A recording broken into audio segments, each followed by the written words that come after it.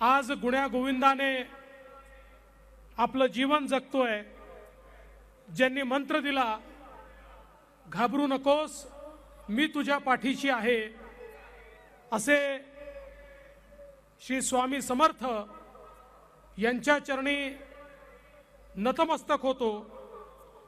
आजच्या कार्यक्रमामध्ये मंचावर उपस्थित राज्याचे महसूल मंत्री श्री राधाकृष्ण विखे पाटील जी, आपले खासदार सन्माननीय डॉक्टर जयसिद्धेश्वर महास्वामी जी, माजी मंत्री सुभाष बापू देशमुख जी, आपल्या अक्कलकोटचे कार्यसम्राट आणि पाणीदार आमदार सचिन कल्याण शेट्टी जी, बार्शीचे आमदार राजाभाऊ राऊत, पंढरपूरचे आमदार समाधानजी अवताळे, सन्माननीय आमदार रणजितसिंहदादा मोहिते पाटील, आमदार रामभाऊ सातपुते, माजी खासदार अमरजी साबळे, शहाजी पवार, नरेंद्र काळे, राजाभाऊ सरवदे, संजयजी देशमुख, अविनाश मडीखांबे, रामप्पा चिवडशेट्टी, मोतीराम राठोड, त्याचप्रमाणे शुशक जोजन, चेतन सिंग केदार, मंचावर उपस्थित सर्व मान्यवर आणि या ठिकाणी विराट संख्येने उपस्थित असलेल्या माझ्या सर्व माता भगिनी आणि बंधूंनो, खरं म्हणजे जिथपर्यंत माझी नजर जाते मला लोकच लोक दिसतायत। जणू काही अख्खं अक्कलकोट शहरच या ठिकाणी आला आहे असं मला वाटतंय। पण सचिन दादा, यापूर्वी मी असं ऐकलं होतं की एखाद्याला प्रेमाने देखील मारता येतं। आज मला त्याचा अनुभव आला। ज्यावेळी जनतेतनं मी येत होतो त्यावेळी असे फुलं फेकून मारले मला, म्हणजे फुलांनी देखील माणूस मूर्छित होऊ शकतो हे पहिल्यांदा मला पटलं। असे कॉम्पिटिशननी फुलं अंगावर येत होते, समोरचं काही दिसतच नव्हतं। शेवटी माझ्या लक्षात आलं, धावत पळत स्टेजवर गेलो नाही तर फुलातच समाधी तयार होते। पण हे जे तुमचं प्रेम आहे, आमची संपत्ती हीच आहे।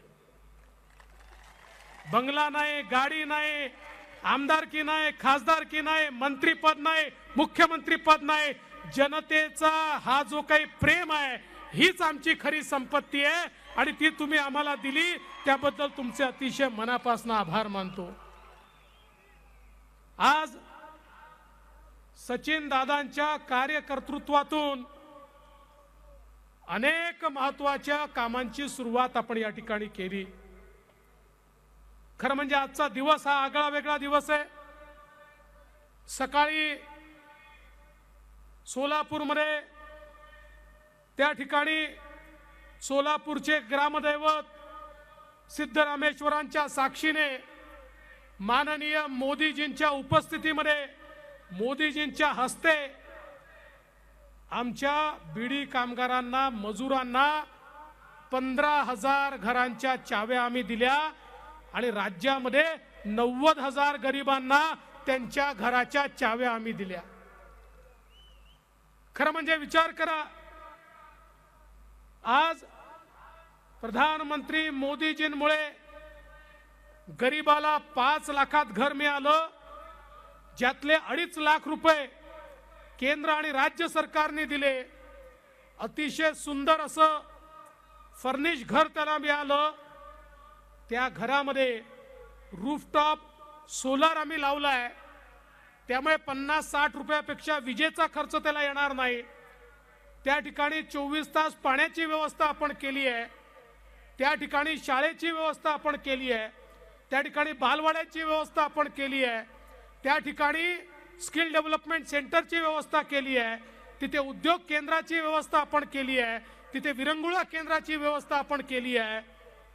म्हणजे एखाद्या चांगल्या उच्च मध्यमवर्गीय परिवाराचं एखादं घर असावं अशा प्रकारची कॉलनी ही माननीय मोदीजींनी गरिबांकरता आणि मजुरांकरता त्या ठिकाणी सुरू केली आणि पुढच्या काळात अजून 15,000 घरं त्या ठिकाणी तयार होणार आहेत.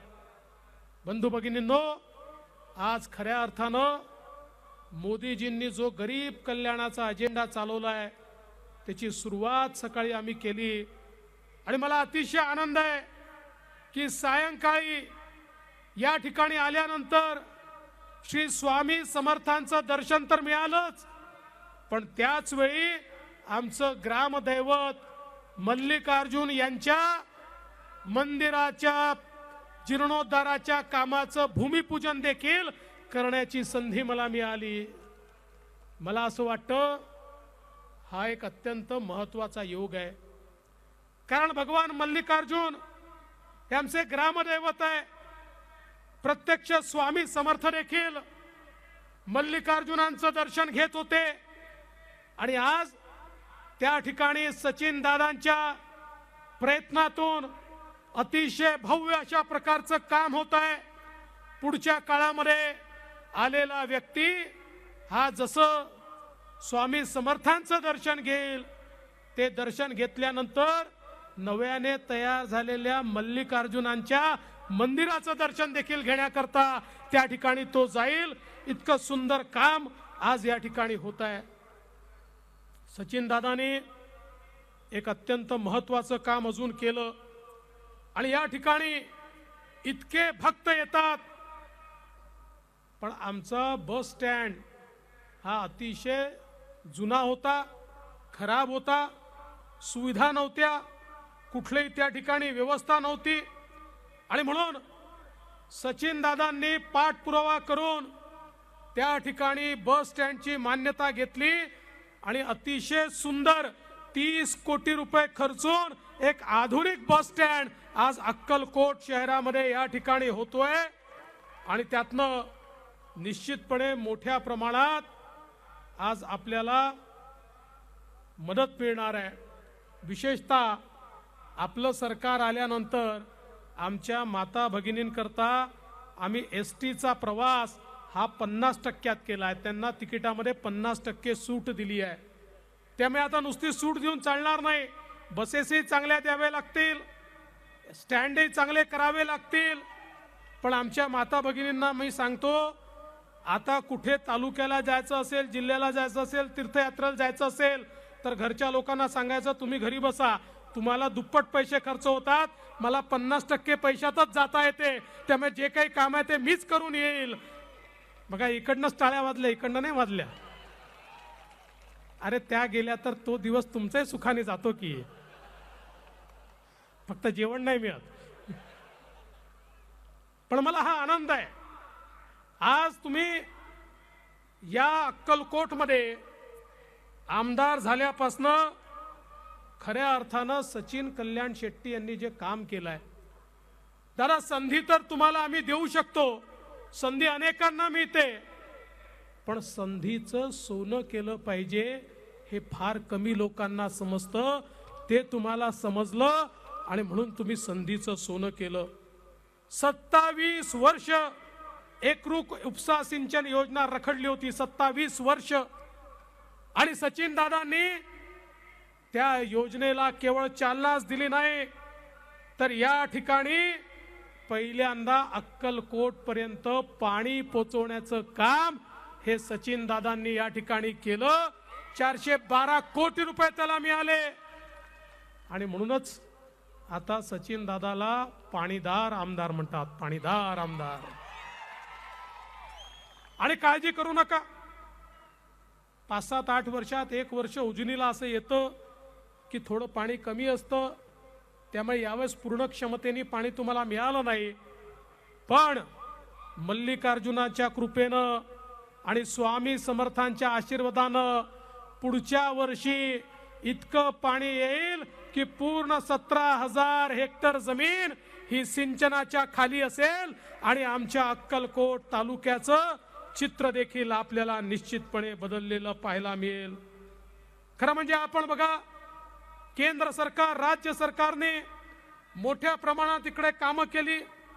अक्कलकोट सोलापूर रस्ता असेल 807 कोटी रुपयाचा रस्ता, अक्कलकोट गाणगापूर 200 कोटी रुपयाचा रस्ता, अक्कलकोट नळदुर्ग तुळजापूर 175 कोटी रुपयाचा रस्ता, केंद्रीय मार्ग निधीमध्ये 125 कोटी रुपये, ग्राम सडक मध्ये 37 कोटी रुपये, इतका निधी सचिन दादांच्या प्रयत्नातून आणि आमच्या नेत्यांच्या खासदारांच्या प्रयत्नातून आज या ठिकाणी आलाय.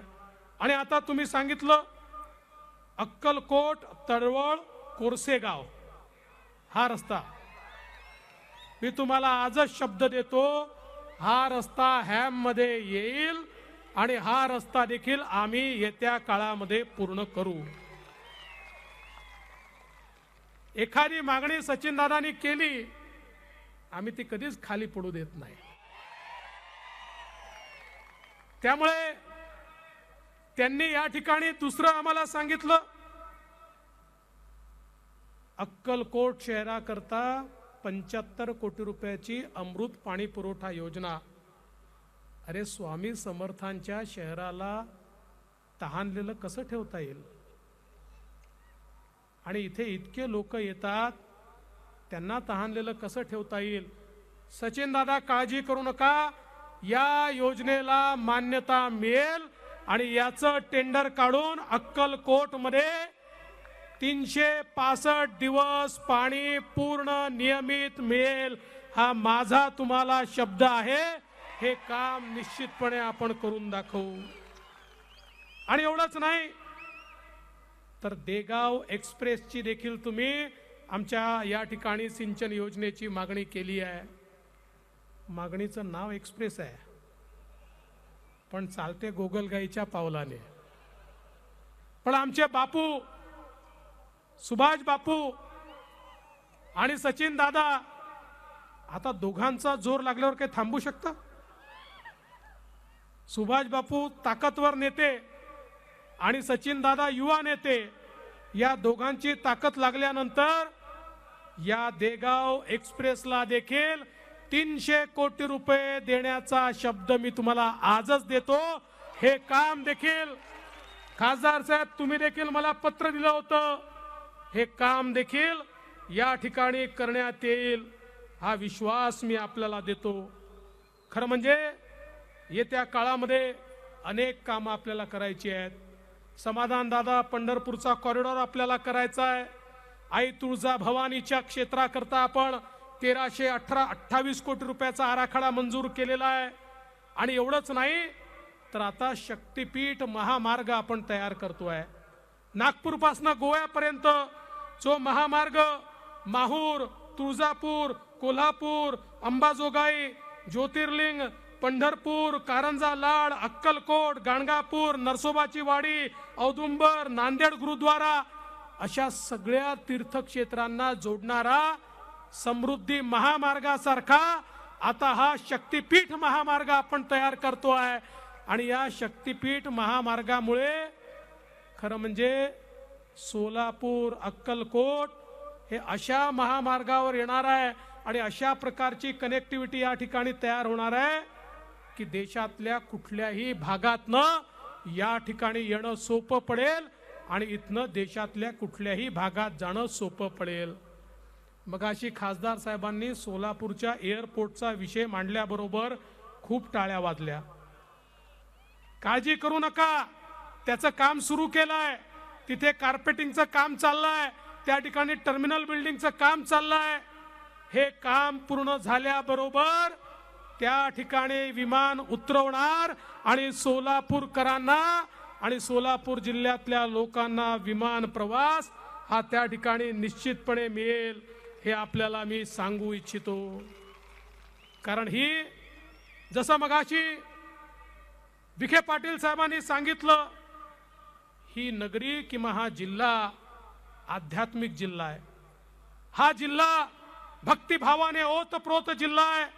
संपूर्ण महाराष्ट्रातनं प्रत्येक व्यक्तीला ज्या जिल्ह्यामध्ये जायची इच्छा व्हावी असा सोलापूर जिल्हा आहे. आणि म्हणून या जिल्ह्यामध्ये चांगल्यात चांगली कनेक्टिव्हिटी असली पाहिजे, अशा प्रकारचा आमचा प्रयत्न आहे. आज या निमित्ताने खरं म्हणजे आपल्या सगळ्यांना कल्पना आहे काळ बदललेला आहे, भारत बदललेला आहे. मोदीजींनी नव्या भारताची निर्मिती सुरू केली आहे. आपल्याला कल्पना आहे 22 जानेवारीला अयोध्येमध्ये प्रभू श्रीरामाच्या मंदिरांचं लोकार्पण होत आहे आणि रामललांच्या मूर्तीची प्राण प्रतिष्ठा देखील त्या ठिकाणी होते आहे. हे केवळ मंदिर नाही आहे, हा भारतीय अस्मितेचा हुंकार आहे. 1528 साली बाबराचा सेनापती मीर बाकी यांनी प्रभू श्रीरामांचं मंदिर तोडलं आणि हे मंदिर तोडत असताना त्यांनी तमाम भारतीयांना, तमाम हिंदूंना सांगितलं, अरे बघा तुमचा राम स्वतःला वाचवू शकत नाही, मी तुमच्या रामाचं मंदिर तोडलं, तुम किस झाड की पत्ती हो, तुम्ही आमचे गुलाम आहात. अशा प्रकारे रामाचं मंदिर तोडून आम्हाला गुलामीचा संदेश त्यावेळी मुघलांनी, बाबराने दिला होता. त्यानंतर सातत्याने या ठिकाणी राम मंदिराचा संघर्ष सुरू होता. या देशामध्ये छत्रपती शिवरायांनी एक नवीन आलेख जगवला. छत्रपती शिवरायांनी देव, देश आणि धर्मासाठी या ठिकाणी लढण्याची एक ऊर्जा आपल्याला दिली आणि त्यातनं हा हिंदू समाज, आमचा भारतीय समाज पेटून उठला. त्याच्यामध्ये लढण्याची इच्छा जागृत झाली आणि त्या ठिकाणी आमच्या सामान्य मावळ्यांनी मोगलांना पराजित करणं सुरू केलं. आमच्या राजमाता अहिल्याबाई होळकरांनी तमाम हिंदुस्थानामध्ये ज्या ज्या ठिकाणी आमची मंदिरं तोडली होती त्या त्या ठिकाणी मंदिरांचा जीर्णोद्धार केला. आमच्या मनामध्ये तरी देखील एक काटा रुतला होता. आमचं आराध्य दैवत प्रभू श्रीराम यांच्या मंदिराच्या जागी एक कलंकाचा ढाचा उभा आहे, जो ढाचा त्या ठिकाणी आम्हाला काट्यासारखा त्या ठिकाणी टोचतो आहे. आणि म्हणून 6 डिसेंबर 1992 ला तो ढाचा खाली आला आणि प्रभू श्रीरामांचं छोटस मंदिर तयार झालं. पण आमचं समाधान नव्हतं, कारण आमचा नारा काय होता? आमचा नारा होता रामलला हम आएंगे, मंदिर भव्य बनाएंगे. आम्हाला भव्य मंदिर हवं होतं. आज देशाचे पंतप्रधान माननीय नरेंद्र मोदीजींनी ते आपलं स्वप्न पूर्ण केलं. 3 वर्षापूर्वी त्या ठिकाणी राम मंदिराचा शिलान्यास झाला आणि आज 22 तारखेला रामलला त्यांच्या हक्काच्या जागेवर त्या ठिकाणी विराजमान होतात. हा केवळ एका मंदिराच्या निर्माणाचा विषय नाही आहे. 500 वर्षाची गुलामगिरी संपते आहे. जी आमची अस्मिता गहाण पडली होती ती आम्हाला परत मिळते आहे. जी आमची अस्मिता त्या ठिकाणी तलवारी खाली तुडवण्यात आली होती ती अस्मिता आम्हाला परत मिळते आहे. आणि आता भारत पुन्हा एकदा संपूर्ण जगासमोर सांगतोय की आमच्या अस्मितेला जो आघात पोचवेल, आमची अस्मिता परत आणण्याची ताकद आणि हिम्मत आमच्यामध्ये आहे. बघा, आम्ही रामललाचं मंदिर त्याच ठिकाणी तयार करून दाखवलं. पण बंधू भगिनींनो, काही लोक याही कार्यक्रमात जायला तयार नाहीये. या कार्यक्रमालाही काही लोक विरोध करतायत. हे कोण लोक आहेत? मला काही लोकांनी विचारलं, हे का जात नाही? मी म्हटलं, कोणत्या तोंडाने जातील? ज्यांनी रामाला विरोध केला, अरे तेच लोक आहेत. 2007 साली सुप्रीम कोर्टामध्ये राम जन्मभूमीच्या खटल्यामध्ये या लोकांनी त्या ठिकाणी ॲफिडेव्हिट देऊन सांगितलं, राम काल्पनिक होते, रामाचा जन्म अयोध्येतच झाला याचा कोणताही पुरावा नाही. हे तेच लोक आहेत की ज्यांनी 2011 साली सुप्रीम कोर्टामध्ये ॲफिडेव्हिट देऊन सांगितलं की राम सेतू नावाचा कुठला सेतूच अस्तित्वात नाही. राम ही कल्पनाच कल्पना आहे, ती काही वास्तविकता नाही आहे. त्यामुळे त्या ठिकाणी जे स्ट्रक्चर आहे ते तोडायला आमची कुठली हरकत नाही. ते स्ट्रक्चर तोडून त्या ठिकाणी बोटी जाण्याकरता मार्ग तयार करा, अशा प्रकारचं ॲफिडेव्हिट यांनी दिलं होतं. आता ते कोणत्या तोंडाने जातील? त्यांच्या समोर प्रश्न आहे, अरे प्रभू श्रीराम जी तुमसे नजरे मिलाए तो कैसे? हे नजर नाही मिळवू शकत. त्यांना भीती वाटते. रामाने विचारलं, बाबा रे, माझ्या अस्तित्वावर प्रश्न तू उचललं होतं, आता कशा करता इथे आला? तर काय उत्तर द्यायचं? पण मी त्यांना सांगू इच्छितो, काळजी करू नका. प्रभू श्रीराम मर्यादा पुरुषोत्तम आहे. प्रभू श्रीराम दयाळू आहेत. प्रभू श्रीराम मायाळू आहेत. त्यामुळे तुम्ही गेलात तरी तुम्हाला देखील आशीर्वाद प्रभू श्रीरामांचे त्या ठिकाणी मिळतील. चिंता करू नका. 22 तारखेला तुम्ही देखील त्या ठिकाणी जा, पण हे जाणार नाहीत. काही लोक वेगवेगळ्या ठिकाणी चालले आहेत. कोणी नाशिकला चालले आहेत, कोणी अजून कुठे चालले आहेत. आता जाऊ शकत नाहीत. पण बंधू भगिनींनो, एक गोष्ट लक्षात ठेवा, हा नवीन भारत आहे.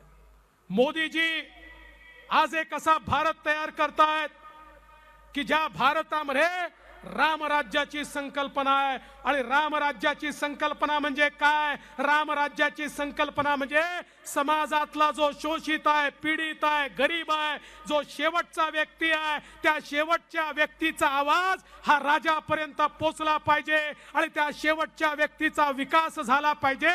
ही रामराज्याची कल्पना आहे. प्रभू श्रीरामांनी अशा प्रकारचं राज्य तयार केलं आणि म्हणून मोदीजींच्या नेतृत्वात आम्ही असा भारत तयार करतोय की ज्या भारतामध्ये शेवटच्या माणसाला, गरीबाला, पीडिताला, शोषिताला, दलिताला, या ठिकाणी आमच्या आदिवासींना, आमच्या ओबीसींना, आमच्या सामान्य माणसाला, आमच्या महिलांना त्या ठिकाणी न्याय मिळेल आणि त्यांच्या जीवनामध्ये परिवर्तन होईल. अशा प्रकारचा भारत हा मोदीजी या ठिकाणी तयार करतायत. आणि मोदीजींच्या याच भारताला अनुरूप या महाराष्ट्रामध्ये आमच्या शिंदेजींच्या नेतृत्वात महाराष्ट्राच्या सरकारनं काम सुरू केलं आहे. जनसामान्यांकरता आम्ही काम करतोय, शेतकऱ्यांकरता आम्ही काम करतोय, गरिबांकरता आम्ही काम करतोय. आणि म्हणून बंधू भगिनींनो, तुमचा आशीर्वाद महत्वाचा आहे. आता आसन आणि सिंहासन उभवणारे नेते नाहीत, जनतेत जाऊन काम करणारे नेते हेच जनता त्या ठिकाणी डोक्यावर घेणार आहे. आणि म्हणून तुमचा आशीर्वाद मागण्याकरता आलो आहे. आमच्या सचिन करता तुमचा आशीर्वाद, आमच्या करता तुमचा आशीर्वाद, मोदीजींकरता तुमचा आशीर्वाद, आमच्या सगळ्यांना तुमचा आशीर्वाद मिळाला तर तुम्हाला शब्द देतो, या महाराष्ट्रामध्ये जनसामान्याच्या जीवनामध्ये आम्ही परिवर्तन करून दाखवू आणि तुमची सेवा करत करत आम्ही आमचं जीवन या ठिकाणी घालवू, एवढा शब्द देतो.